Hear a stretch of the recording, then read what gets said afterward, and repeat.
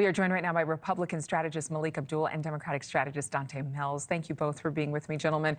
Melik, I'll start with you. We saw two defectors of Speaker Johnson, so to speak. They eventually flipped their votes at the last minute in support of Johnson when the rubber met the road to maintain that full Republican stronghold. Do you predict President-elect Trump will get his big, beautiful bill? Oh, boy. Well, first of all, Happy New Year. Happy New Year. So this is the problem, and I'll break rank here. This is the problem that Republicans have.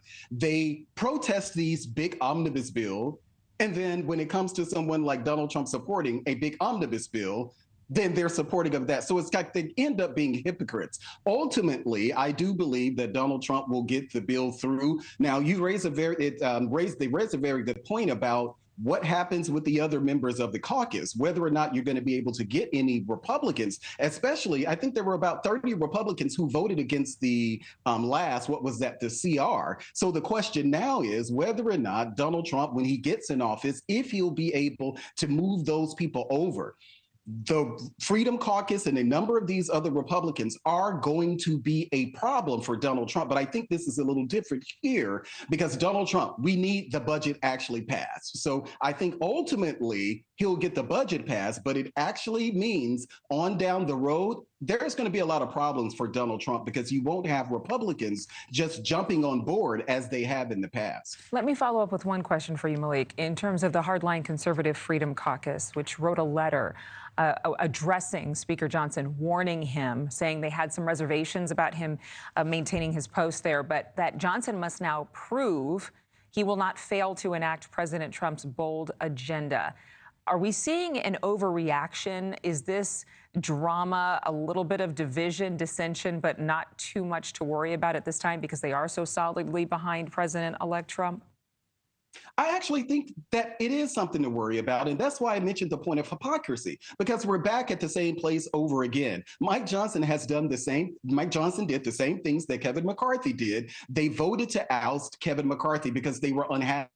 He's not doing anything different than Kevin McCarthy. And here we are back at the same place again, because you have these recalcitrant Republicans who say, well, we're just not going to strike a deal on anything. Republicans are responsible for being in this very place. And I can tell you, it frustrates me to have to defend Republicans over and over again when they're literally being hypocrites on this, literally being hypocrites. And Donte might agree with you on this, but I want to address Democrats with Donte.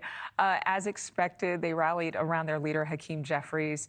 How can Democrats show Americans they are for the people, by the people, while simultaneously opposing many of the Republican policies the majority of voters decided they wanted? It sounds like we're kind of flip-flopped here because I do believe that the Republicans are in the driver's seat, and I think they're doing things the right way. Speaker Johnson went through on the first ballot. There were 3 people who voted against him, 3 Republicans. 2 changed their mind before they closed the vote. And I think that was a huge piece just for the Republicans to have to say, we are united. We pushed him through on that first ballot. I think that's going to carry forward. And I don't think the Democrats should try too hard to stand in the way. The American people decided they wanted a Republican president, Congress, and Senate. And Trump should have the opportunity to push forward the agenda that he was voted in to do. Now, the Democrats have the obligation of kind of being the guardrail to make sure it doesn't go too far one way or the other. But I think the incoming president should have the opportunity to do what the American people voted him in to do and shouldn't stand in the way of that. I think the Republicans have shown they're going to be on board, even if they negotiate a little bit or slow roll it so they can get some concessions. They're going to be on board and get behind whatever the incoming president pushes forward. And I think that's what should happen based on the vote of the American people. Well, I think. Thanks so much for watching. Go to joinnn.com to find NewsNation on your television provider. And don't forget to click the red subscribe button below to get more of NewsNation's fact-driven, unbiased coverage.